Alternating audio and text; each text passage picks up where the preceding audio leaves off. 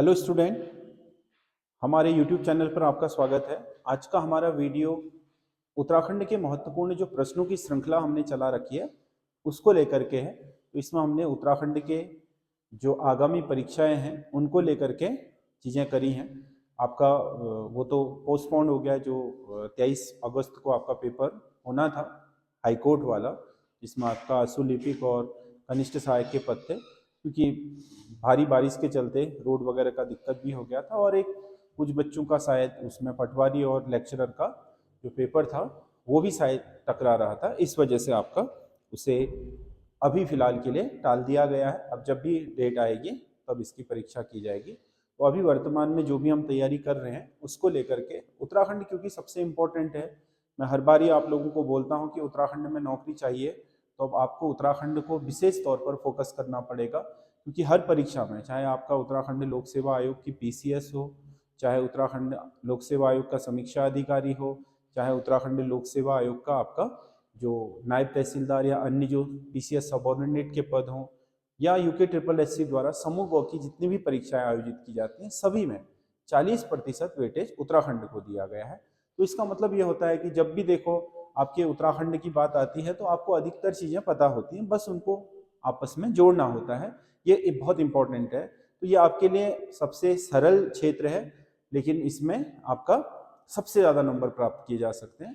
तो ये आपको कहीं ना कहीं एक बेहतर एडवांटेज की स्थिति में पहुंचा सकता है। आपकी परीक्षा में जो मेरिट लिस्ट है, मान लो 70 में मेरिट जा रही है और आप 40 में से 32-34 तक ले आए हैं, तो आप सोच लो कि आधी लड़ाई आपने जीत ली। फिर 60 में से आधे भी ले आते हो, है ना। 60 में से मान लो आप इसमें 32 ला रखे हैं, उसमें 60 में से 40-42 के करीब पहुंच गए, क्योंकि उसमें 20 नंबर की हिंदी भी है, उसमें अच्छा स्कोर हो जाता है। 10 नंबर की रीजनिंग है, उसमें अच्छा स्कोर हो जाता है। मतलब उस पोर्शन में 30 नंबर में से 22-23 नंबर 25 तक पहुंच जाते हैं स्टूडेंट। अगर 32 यहाँ 25 वहाँ, तो 57 हो जाते हैं। फिर अगले 30 में से मान लो आपने 15-16-18 भी पहुंचा दिए तो आप 74-75 तक पहुंच जाते हैं, जो आपके लिए बहुत अच्छा स्कोर है। उत्तराखंड में लगभग इसमें हो जाता है। तो उत्तराखंड पर विशेष फोकस्ड रहें और जो भी आपके सोर्सेज हैं उत्तराखंड में, खासकर पहले तो मैं सभी को सजेशन यही करूंगा कि आप लोग उत्तराखंड की तैयारी कर रहे हैं तो सबसे पहले आप परीक्षा वाणी को पूरा पढ़िए, पूरा, क्योंकि उसमें डेप्थ में दे रखें। क्योंकि बहुत सारे लोग क्या कर रहे हैं कि वन लाइन में सीधे चले जा रहे हैं। ऑनलाइन सीधे पढ़ने में क्या होता है कि फैक्टों को रटना और फिर उन्हें मेंटेन रखना काफ़ी कठिन हो जाता है। एक बार परीक्षा वाणी को बढ़िया तरीके से पढ़ लो, 1-2 बार पूरी की पूरी, उसके बाद फैक्ट वाली बुक में जाओ तो थोड़ा आसान हो जाएगा आपके लिए। और अधिकतर चीज़ें आपकी कवर हो जाती हैं उत्तराखंड में। 75% सिलेबस उसी से कवर हो जाता है। 25% के लिए आपको इधर उधर, जैसे आपका जो करंट अफेयर से है या फिर जो इतिहास की पुस्तकें हैं, है ना, उनको थोड़ा कवर करना पड़ता है। तो उसी हिसाब से अपनी रणनीति बनाएं और लगातार प्रयासरत रहें। बहुत सारे बच्चे ये कि अब पोस्ट कब आएगी, पोस्ट कब आएगी, है ना। अगर आपने पढ़ाई करी है तो पोस्ट जिस दिन भी आएगी आप निकाल ले जाओगे। अब पोस्ट आने के इंतजार में रहोगे तो जिस दिन पोस्ट आएगी उस दिन कहोगे कि फिर इस साल तो टाइम ही नहीं बचा, ये तो 3 महीने के अंदर हो रहा है, तो फिर टाइम नहीं बचता है। तैयारी का मतलब यह होता है कि हमेशा तैयार रहें। जिस दिन आपको अवसर मिलेगा उस अवसर को भुना करके आप नौकरी ले लें, यह है सबसे अच्छी रणनीति। तो लगातार जिसने भी नौकरी प्राप्त करनी है, सरकारी नौकरी में जाना है, तो वो लगातार आपके अनवरत बिना किसी मतलब आपके व्यवधान के अपनी पढ़ाई जारी रखें। अपने सिलेबस को कंठस्थ कर लें, मतलब याद कर लें अच्छे तरीके से। देखो, कोई चीज सिलेबस किसी चीज का जारी हुआ है या नहीं हुआ है ये मुद्दा ही नहीं है। आपको उत्तराखंड पूरा ही पढ़ना है। आप किसी भी परीक्षा में जाओ, पीसीएस से लेकर के कांस्टेबल की तक की कोई भी परीक्षा में जाओ, उत्तराखंड पूरा का पूरा पूछा जाना है। इसीलिए उत्तराखंड क्यों ना हमेशा तैयार रखा जाए, है ना। हिंदी ग्रामर पूरा तैयार रखा जाए, जीएस को थोड़ा बहुत हिस्ट्री, पॉलिटी, इकोनॉमी, जैसे संविधान है पॉलिटी में, वो पढ़ लिया जाए। ये सारी चीजें आप करते रहो। सिलेबस में 20-25% चीजें एक्स्ट्रा भी आ गई हैं तो उनको करना आपके लिए काफी आसान होगा। तो आप लोग अपनी तैयारी को हमेशा मजबूत रखिए और जिन चीजों को ज्यादा एडवांटेज है उन चीजों में हमेशा फोकस्ड रहिए। उत्तराखंड इसमें आपका सबसे ज्यादा वेटेज लेने वाला आपका सेक्टर है, तो इसको आप सही ढंग से करें। आपकी आने वाली जो भी परीक्षाएं होंगी, ये नहीं कि कल पेपर है या विज्ञप्ति आएगी तभी तैयारी करेंगे, ये सारा आपका जो थॉट है ये ठीक नहीं है परीक्षा की तैयारी करने वालों के लिए। तैयारी हमेशा ही आपको ये पता होना चाहिए कि भाई मैं ग्रेजुएट हो गया हूँ, तो मुझे अगले 1 साल में बढ़िया तैयारी करके अपने को तैयार कर लेना, जब भी पोस्ट आती रहेगी मैं देता रहूँगा। तो 1 साल में आपकी बेसिक सारे क्लियर हो जाने चाहिए। तो हम लोग आपके इसमें उत्तराखंड की तैयारी करवाते हैं, आपको पता है ऑफलाइन भी और ऑनलाइन भी। तो आप अगर जुड़ना चाहते हैं, लोहाघाट में हमारा कोचिंग है, तो ऑफलाइन भी जुड़ सकते हैं, ऑनलाइन भी जुड़ सकते हैं। और साथ ही साथ हम अपने ऐप पर टेस्ट सीरीज भी लाते हैं, पेड सीरीज भी लाते हैं, और यूट्यूब पर भी लगातार सामग्री लेकर के आते हैं। पेड सीरीज तो अब हम जब विज्ञप्ति आएगी, इन्होंने जुलाई कहा था, अगस्त हो गया है, शायद मुझे लग रहा है कि अब ये थोड़ा लेट ही करेंगे, क्योंकि थोड़ा उसमें पोस्टें बढ़ाने का भी शायद हो रहा है कनिष्ठ सहायक वाले में। और दूसरा थोड़ा एग्जाम जो विज्ञप्ति है उसे इलेक्शनों से पहले पहले ले जाएंगे, तो थोड़ा सरकार के लिए क्रेडिट लेना भी आसान हो जाता है। जब विज्ञप्तियां उनके टाइम में निकलती हैं तो लोगों को याद रहता है, क्योंकि पुराना तो भूल जाते हैं लोग, इस वजह से। तो अब लास्ट में आप देखोगे कि जो 2400 पोस्टों की बात हो रही है, लगभग सब में विज्ञप्तियां निकल जाएंगी नवंबर तक। तो आप लोग इस साल में अच्छी तैयारी करके रखोगे, अभी से अच्छी तैयारी करोगे तो नवंबर में विज्ञप्तियां निकलेंगी, तो वही अप्रैल मई से उनके एग्जाम होने शुरू होंगे। तो साल भर का समय है आपके पास, बेहतर तैयारी कीजिए, तभी आप उस मौके को भुना पाओगे। अगर इंतजार में लगे रहोगे विज्ञप्ति के, तो बहुत मुश्किल हो जाएगी। तो हमारे जो विज्ञप्ति है, अगर ये आ जाती है तो हमने पूरी सीरीज तैयार कर रखी है, वो भी आप हमारे ऐप से ले सकते हो। एसएस स्टडी ऐप आपको जो प्ले स्टोर है वहाँ मिल जाएगा, वहाँ से आप उसको डाउनलोड कर सकते हैं। जब भी डालेंगे मैं यूट्यूब के माध्यम से भी बता दूंगा। बाकी यूट्यूब में तो हम लगे ही हैं, तो यूट्यूब में अगर आप क्या हमारे चैनल को नए हैं और पहली बार देख रहे हैं, तो आप सब्सक्राइब कर लीजिए, ताकि आगे आपको या पीछे के जो वीडियोस हैं वो आपको दिख पाएँ, या जो हमने 100 नंबर की सीरीज डाली है इससे पहले, उसको आप देख सकते हो। तो इसमें पहला क्वेश्चन है, भोटिया जनजाति के क्षेत्रीय वर्गीकरण के संदर्भ में निम्नलिखित कथनों पर विचार कीजिए। देखो, भोटिया जनजाति ऐसा नहीं है कि केवल उत्तराखंड में रहती है, भोटिया जनजाति पूरे हिमालय में रहती है। यहाँ अरुणाचल प्रदेश से लेकर के यहाँ पंजाब हिमालय तक, यानी कि असम हिमालय से। यहाँ पर आपको पता है जो आपका धौलाधार श्रेणी है हिमाचल प्रदेश में, या पीर पंजाल है जम्मू कश्मीर में मध्य हिमालय की, तो वहाँ इन्हें गद्दी, बकरवाल इन नामों से जाना जाता है। और जैसे ही हम उत्तराखंड की ओर आते हैं तो इन्हें जाड़ है, तोरछा मारचा है, सौका है, जौहारी है, इन नामों से जानते हैं। नेपाल में इन्हें शेरपा, नेरपा, है ना, इन नामों से जानते हैं। सिक्किम में इन्हें लेपचा नामों से जानते हैं। भूटान का नाम पढ़ाई इनके नाम से है, भोटिया नाम से ही, भोट शब्द से ही भूटान आया है। तो इस तरीके से पूरे मध्य हिमालय के उच्च क्षेत्रों में पूरी पट्टी पर इस जनजाति को आप देख सकते हो, जो अर्धघुमंतु जनजाति है। तो पिथौरागढ़ जिले में निवास करने वाले भोटिया समुदाय को जौहरी या सौका कहा जाता है, बिल्कुल सही है। उत्तरकाशी की भागीरथी घाटी में निवास करने वाले भोटिया वर्ग को जाड़ कहा जाता है। जाड़ इसकी एक सहायक नदी भी है। जाड़ भोटिया बौद्ध धर्म के अनुयायी है तथा इनकी बोली रोम्बा है।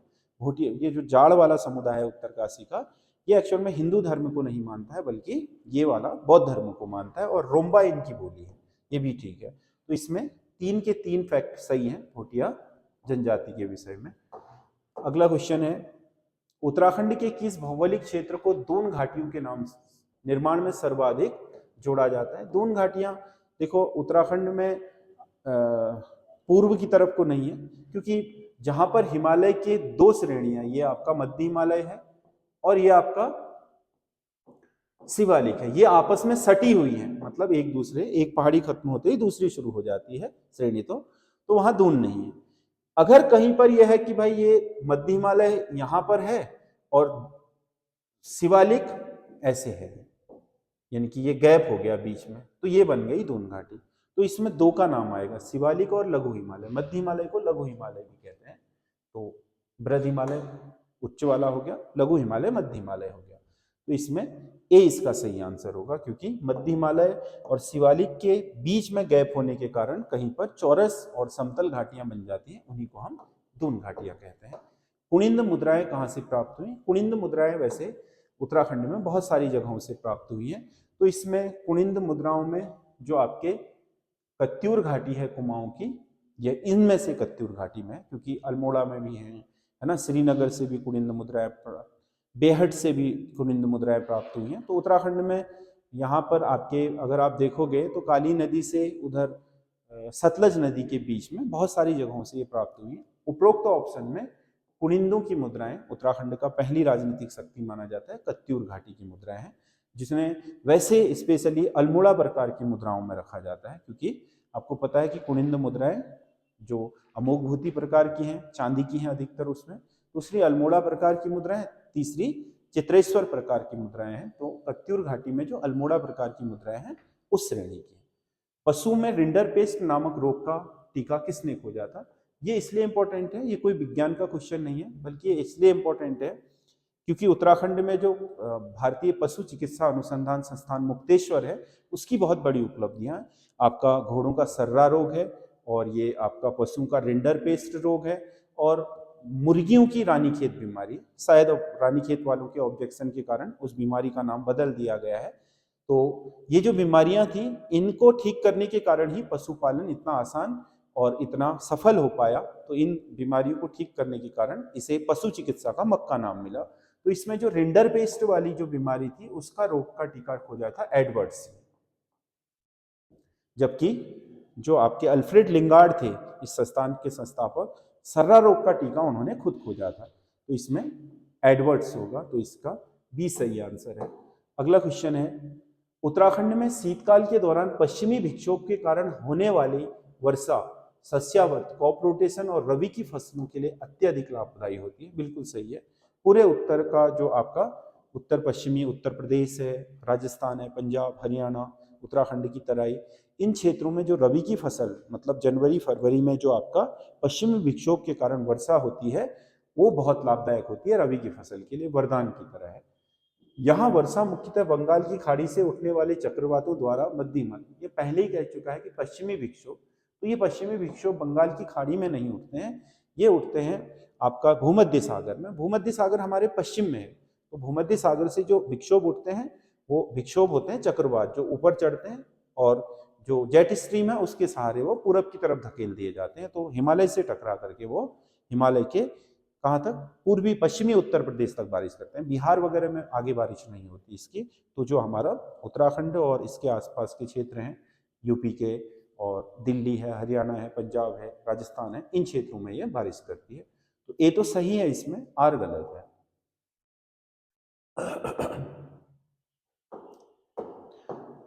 रामायण के बालकांड में कुमाऊं की किस नदी का उल्लेख मिलता है? कुमाऊं की बालकांड में एक्चुअल में सरयू नदी का उल्लेख है। अब ये कुमाऊं की सरयू है या फिर वो वाली सरयू है जो अयोध्या में बहती है, क्योंकि अवध में भी सरयू नदी बहती है जो आपके शायद राम की जन्मभूमि से रिलेटेड है। तो सरयू नदी का जिक्र आ रहा है, तो ये हमारे पास भी एक सरयू नदी है जो सरमूल से उद्गमित होकर बागेश्वर और पिथौरागढ़ चंपावत का बॉर्डर बनाते हुए पंचेश्वर में काली की नदी के साथ मिलती है। काली की सबसे बड़ी सहायक है। तो इस सरयू नदी को यहाँ की पवित्र नदी भी इसीलिए माना जाता है क्योंकि इसका पौराणिक उल्लेख भी है। कुमाऊं में सबसे पवित्र नदी होने का दर्जा भी इस सरयू नदी को ही प्राप्त है। तो संभवतः इसमें कंफ्यूजन के कारण हो या फिर हो सकता है कि इसी वाली का हो, लेकिन ज्यादा चांसेज ये हैं कि वो सरयू नदी वो वाली रही होगी जो अवध में बहती है। राज्य में शहरों के प्राचीन नामों में कौन सा एक सही सुमेलित नहीं है? चक्राता, एक चक्रा, चक्राता का नाम एक चक्रा था, ठीक है।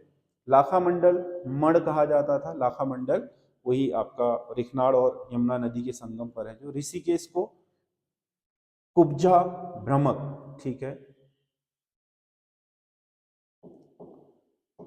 कुब्जारमक। देहरादून को ग्रास्टिनगंज, ये गलत है। ग्रास्टिनगंज शब्द आया है टनकपुर के लिए, एक्चुअल में देहरादून को कहा जाता था उस समय पृथ्वीपुर, प्राचीन नाम इसका पृथ्वीपुर है। तो ये इसका सही हो सकता है। तो डी इसका सही आंसर है क्योंकि ये सुमेलित नहीं है। किरणापथ उत्तरांचल 2004 पुस्तक के लेखक कौन है? यह है राजेश मोहन उप्रेती। तो इसका बी सही आंसर होगा, राजेश मोहन उप्रेती। किरणापथ उत्तराखंड 2004 की ये पुस्तक है और इसके रचयिता हैं राजेश मोहन उप्रेती। फूलों की घाटी के इतिहास के से संबंधित निम्नलिखित कथनों पर विचार कर कूट से सही विकल्प का चयन कीजिए। इसकी खोज 1931 में ब्रिटिश पर्वतारोही फ्रैंक एस स्मिथ ने की थी। बिल्कुल सही है, फ्रैंक स्मिथ ने खोजा था। वैसे तो फूलों की घाटी प्राचीन काल से ही जानी गई है। आधुनिक तौर पर इसके खोजकर्ता जिन्होंने इन्हें इतना फेमस बनाया वो फ्रैंक स्मिथ थे, नहीं तो इसका नाम तो कालिदास की मेघदूतम में भी आता है और आपका पुराणों में भी आता है, महाभारत में भी है। तो प्राचीन काल से यहाँ पर कोई फूलों की क्या थी, घाटी है, ऐसा पता था सबको। लेकिन आधुनिक खोजकर्ता इसके फ्रैंक स्मिथ पर्वतारोही थे। जब वो आपके ये क्या बोलते हैं, जो नर नारायण पर्वत है उसको चढ़ रहे थे, तो उसी दौरान उनको नर और गंधमादन पर्वत के बीच में ये घाटी दिखी थी पर्वतारोही। इसे 1985 में राष्ट्रीय उद्यान और वर्ष 2002 में यूनेस्को की विश्व धरोहर स्थल के रूप में घोषित किया गया। ये राष्ट्रीय उद्यान 1982 में बन गया था, मतलब नेशनल पार्क 1982 में दर्जा मिला, और 2002 में नंदा देवी बायोस्फीयर रिजर्व के एक हिस्से के रूप में इसे यूनेस्को ने विश्व विरासत सूची में शामिल किया था। लेकिन ये वर्ष 2005 था, तो इसमें ये दोनों ही तिथियां गलत हैं, तो ये वाला फैक्ट गलत है। फ्रैंक स्मिथ ने इस क्षेत्र पर आधारित सुप्रसिद्ध पुस्तक द वैली ऑफ फ्लावर्स लिखी थी। ये भी ठीक है, तो खैर साधारण नहीं है। तो 1 और 3 सही है, केवल सही कोट का चयन कीजिए कह रहा है, 2 गलत है। गोरखा शासन के दौरान कुमाऊं और गढ़वाल में दिव्य प्रथाएं अत्यधिक प्रचलित थी। दिव्य प्रथाएं जैसे गोला द्वीप है ना, जैसे तराजू द्वीप है, या आपका गोला द्वीप में वो लोग हाथ में गोला लेकर के, आग का गोला लेकर के चलवाते थे। तराजू द्वीप में वो वजन करते थे, कम हो गया तो अपराधी हो गया। कड़ाई द्वीप में खौलते तेल में हाथ डलवाते थे, जल गया तो अपराधी। मतलब बहुत ही अवैज्ञानिक तरह की उनकी प्रथाएं थी। वैसे वो न्यायालय में जो आपका विचारी होता था उसके सामने भी हरिवंश, मतलब महाभारत की एक वो है, उसकी कसम खिला करके लोग उसे बयान प्रकट करते थे। गोलादीप ज़्यादा प्रचलित थे उनकी न्याय व्यवस्था में, तो ये बिल्कुल सही है। गोरखा प्रशासन के पास एक सुदृढ़ और लिखित न्यायिक संहिता थी, ये गलत है। न्यायिक संहिता कुछ भी नहीं थी, है ना। ज़्यादातर चीज़ें उनकी ऐसे इसी तरह की थी, मतलब प्रचलित परंपराओं पर, उसमें नहीं था। भारत में न्याय संहिता के तौर पर आप मनुस्मृति को देख सकते हो, उससे बहुत प्रेरित होते थे। लेकिन 1861 के बाद अंग्रेजों ने इसके लिए एक लिखित न्याय संहिता शुरू करी, जिसे हम आईपीसी बोलते हैं, इंडियन पीनल कोड, जिसे वर्तमान में बदल करके बीएनएस बना दिया, भारतीय न्याय संहिता बना दिया गया है। तो भारत में भी लिखित जो आपका कानूनी प्रक्रिया शुरू हुई वो 1861 के बाद हुई कि भाई हाँ ये अपराध है, इस अपराध की परिभाषा ये है, इस अपराध के लिए दंड ये है। तो उसमें धाराएं बता दी कि हाँ ये 302 है तो हत्या का प्रयास है, 307 है तो हत्या कर दी है ना। इस तरीके से जो धाराएं हैं उसमें हत्या क्या है, प्रयास क्या है, वो भी परिभाषाएं, और कर दी है तो इसके लिए दंड क्या होगा, इसका भी प्रावधान है। ये आया 1861 में, जिसे हम आईपीसी बोलते थे, इंडियन पीनल कोड। अब बीएनएस में इनकी धाराओं में चेंज भी हो गया है। तो ये जो आपका क्या है, इनके पास कोई सुदृढ़ तरीका नहीं था। ए तो सही है किंतु आर गलत है, तो इसका सी सही आंसर होगा। राज्य में चित्रेश्वर प्रकार के सिक्के किसने जारी किए थे? मैंने आपको बताया था कि जो कुनिंद हैं उनके 3 तरीके के सिक्के हैं। पहले जो सबसे बढ़िया चांदी के और सबसे महत्वपूर्ण सिक्के हैं, जिनमें जानकारियां भी ज़्यादा हैं, वो अमोघ भूति के हैं। उसका नाम भी वर्णित है क्योंकि वो शायद कुनिंदों का सबसे महान शासक हुआ होगा। अल्मोड़ा प्रकार की मुद्रा में आपको पता है कि इसमें आपके जो यहाँ के राजा थे उनके नाम है ना, और उसके अलावा आपके कुछ उनमें चिन्ह वगैरह भी मिले हैं अल्मोड़ा से या कत्यूर घाटी के आसपास से जो मिले हैं। और तीसरे चित्रेश्वर प्रकार के, चित्रेश्वर स्वयं उनके इष्ट देवता शिव को बिलोंग करते थे, तो उनके नाम के चित्र हैं। तो ये कुनिंदों के हैं, है ना। जो क्योंकि कुनिंदों का सबसे ज्यादा इतिहास जानने का महत्वपूर्ण स्रोत उनके मुद्राएं हैं। तीलू रौतेली पुरस्कार 2026 सम्मानित महिलाओं को उनके जिलों के साथ सम्मिलित कीजिए। ये करंट का है ना, अभी आ गया हाल फिलहाल, तो ठीक, नहीं तो फिर इनका बहुत महत्व है नहीं। तो नीतू रानी देहरादून की है, पुष्पा सत्याल अल्मोड़ा, दया दानू बागेश्वर की, और सरिता कोठियाल टिहरी की।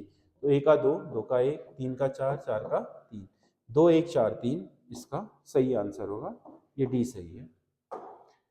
अगला क्वेश्चन है, तंजुन दर्रा किन 2 स्थानों को जोड़ता है? तंजुन दर्रा एक अंतरराष्ट्रीय दर्रा है जो चमोली और तिब्बत के बीच स्थित है। तो चमोली और तिब्बत वाला विकल्प सही होगा इसमें से, तंजुन। आपका चमोली जिले में है, जो तिब्बत के लिए अंतर्राष्ट्रीय पास बनाता है। निम्नलिखित समाचार पत्रों और उनके संपादकों में से कौन सा सुमेलित है? समता समाचार पत्र मुंशी हरिप्रसाद टमटा ने निकाला था, बिल्कुल सही है, अल्मोड़ा से। गढ़वाली गिरजादत्त नेथानी, ठीक है। स्वाधीन प्रजा विक्टर मोहन जोशी का था, ये भी ठीक है। तो ये 3 के 3 सुमेलित हैं, तो इसका ए सही आंसर होगा। अगला, सूची 1 को सूची 2 के साथ सुमेलित कीजिए। तो इसमें छिबरो परियोजना टॉस नदी पर है, सही है, टॉस पर ही है। विष्णुगाड़ पीपलकोटी अलकनंदा में है, ये भी ठीक ही है। लखवाड़ परियोजना यमुना पर है, निर्माणाधीन है, बन रही है मतलब। किरमोली परियोजना जाड़गंगा में है, ये भी सही है। तो 1 2 3 4 ठीक आंसर है। उत्तराखंड राज्य औद्योगिक विकास निगम लिमिटेड की स्थापना किस वर्ष की गई व इसका मुख्यालय कहाँ है? औद्योगिक विकास निगम लिमिटेड जो बना था उत्तराखंड में, ये बना था 2002 में देहरादून में।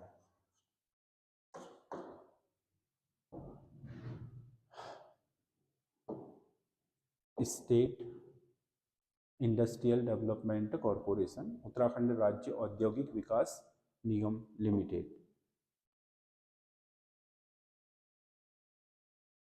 निम्नलिखित में से कौन सा एक सही सुमेलित नहीं है? कुमाऊं विश्वविद्यालय स्थापना वर्ष है शायद ये 1973 में, कुमाऊं और गढ़वाल दोनों एक साथ हुए। संस्कृत विश्वविद्यालय, ये गलत है, संस्कृत विश्वविद्यालय 2005 में हरिद्वार के शांतिकुंज में स्थापित किया गया था। सुमेलित नहीं है कह रहा है, तो ये वाला सही हो गया। उत्तराखंड मुक्त विश्वविद्यालय 2005 ठीक है। पतंजलि विश्वविद्यालय 2006, तो इसका 20 सही आंसर होगा। अगला क्वेश्चन है, राज्य गठन के समय प्रदेश में कुल कितनी तहसीलों की संख्या थी? राज्य गठन के समय उत्तराखंड में तहसीलें थी 49, 49।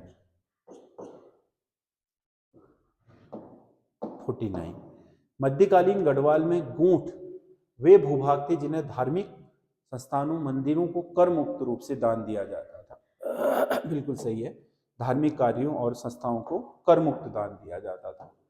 और गूंठ भूमि पर काश्तकारी करने वाले कृषक को खाईकर कहा जाता था। गूंठ पर खाईकर कैसे होगा? गूंठ पर खाईकर नहीं होता है, क्योंकि गूंठ तो मुक्त होती है ना। क्योंकि हमारे यहाँ जो अंग्रेजों के और चंदू के समय जो कर प्रणाली थी, उसमें भूमि कर में 3 तरह के लोगों का महत्वपूर्ण नाम आता है। एक तो खाईकर है, और एक है सिरतान, और एक है कैनी। इनको मैं थोड़ा समझा दे रहा हूँ। 3 लोग हैं। खाईकर का मतलब वो होते थे, जैसे आपका गांव है और आपकी जमीन है पैतृक, क्योंकि अब आपके गांव में किसी राजा का कब्जा हो चुका है, तो आपकी जमीन अब उस राजा की हो गई, क्योंकि कब्जा उसका हो गया। उस जमीन को आपसे छीना नहीं जाएगा, नहीं हस्तांतरित किया जाएगा, लेकिन उस जमीन में कृषि करने के बदले में आपको राजा को कर देना होगा। तो आप उस कृषि करने वाले जमीन के क्या हो गए? खाईकर, यानी कि आपने उस पर कृषि करने के लिए कर दिया है राजा को। पहली बात स्पष्ट हो गई कि गांव के स्थायी किसान, जिन किसानों को ना तो हटाया जा सकता था और ना ही उन किसानों को रिप्लेस किया जा सकता था, कि बदला बदली भी नहीं, यानी कि स्थायी किसान होते थे कृषि करने वाले। सिरतान कौन थे फिर? सिरतान कोई पुश्तैनी किसान नहीं थे। कहीं पर राजा के पास, जैसे राज्य की भूमि, जिसे आप बेनाम भूमि बोलते हो, किसी की पैतृक भूमि में, अब वो उसे लगा उपजाऊ है, राजा के पास है। आप राजा के पास गए, आपने कहा कि मैं आपको इस भूमि को किराया दे दूंगा, इसमें 5 बोरी धान होता है, तो मैं 1 बोरी धान आपको या 2 बोरी धान आपको किराए पर दे दूंगा पर साल का, इसे मैं उपजाऊ बना लेता हूँ। राजा ने कहा बंजर पड़ी है, दे दो भाई इसको, ये 2 बोरी इससे जमा करा लेना राजकोष में। तो ये जो किराए पर काम करने वाला, उस खेत को किराए पर भूमि को लेकर के काम करने वाला व्यक्ति होता था, उसको बोलते थे सिरतान। तीसरा कौन था? कैनी। राजा की खुद की भूमि, राजा को लगा कि ये भूमि ना तो किसी खाईकर की है ना सिरतान की, यानी कि कोई स्थायी कृषक भी नहीं है उसमें और कोई किराए का कृषक भी नहीं है, राज्य की भूमि है। राजा को लगा यार भाई यहाँ तो क्या हो सकता है, खेती हो सकती है, तो उसने क्या करा, वहां पर मजदूर लगा लिए, उन मजदूरों से कृषि करवाई, उसको कृषि में हिस्सा नहीं दिया, बल्कि उसको उसका मेहनताना दे दिया। अब राजा ने जिन मजदूरों को इस कृषि को करने के लिए लगाया हुआ था अपने लिए, वो मजदूर कहलाए कैनी। इस तरीके से ये 3 जो शब्द हैं, खाइकर, सिरतान और कैनी, ये बहुत स्पष्ट हैं। तो इसमें जो गूढ़ भूमि का काश्तकारी करने वाला कृषक होता था वो खाइकर, गूढ़ भूमि में काश्तकारी करने वाला कृषक खाइकर नहीं कहलाता था, क्योंकि गूढ़ भूमि का कृषक का संबंध अब राजा से नहीं होता था, बल्कि वो सीधे जाकर के मंदिर या धार्मिक ट्रस्ट को पैसा दे देता था, इसलिए वो खाइकर नहीं होता था। तो इसमें केवल ए सही है, आर सही नहीं है। मंदिर और धार्मिक कार्यों के लिए तो दी जाती है। अगला क्वेश्चन है, भागीरथी की सहायक नदी असी गंगा का उद्गम स्थल निम्नलिखित में से कौन सा है? असी गंगा भागीरथी की सहायक है, डोडी ताल उत्तरकाशी से निकलती है असी गंगा। तो ये आपके 20 क्वेश्चन हैं। आपको कैसे लगे आप हमें कमेंट करके जरूर बताइएगा। बाकी हमारे YouTube चैनल के साथ जुड़े रहिए, सब्सक्राइब कर लीजिए इसको, और हमारे ऐप एसएस स्टडी ऐप को आप प्ले स्टोर से डाउनलोड कर लीजिए। बाकी अगर आपको इसकी PDF चाहिए, यूट्यूब पर जो हमारे वीडियो पढ़ते हैं इनकी PDF चाहिए होती है, तो आप संजय देव क्लासेस में जा सकते हैं। वो हमारा टेलीग्राम चैनल है संजय देव क्लासेस, उसका लिंक इसके डिस्क्रिप्शन में है, डिस्क्रिप्शन में, कमेंट बॉक्स में नहीं, डिस्क्रिप्शन में। वहां से उस लिंक को आप लिंक में जा करके संजय देव क्लासेस वाले वहां पहुंच जाएंगे, आप वहां से इसकी PDF भी प्राप्त कर सकते हैं। आज के लिए इतना ही है, हमारे साथ बने रहिए, धन्यवाद।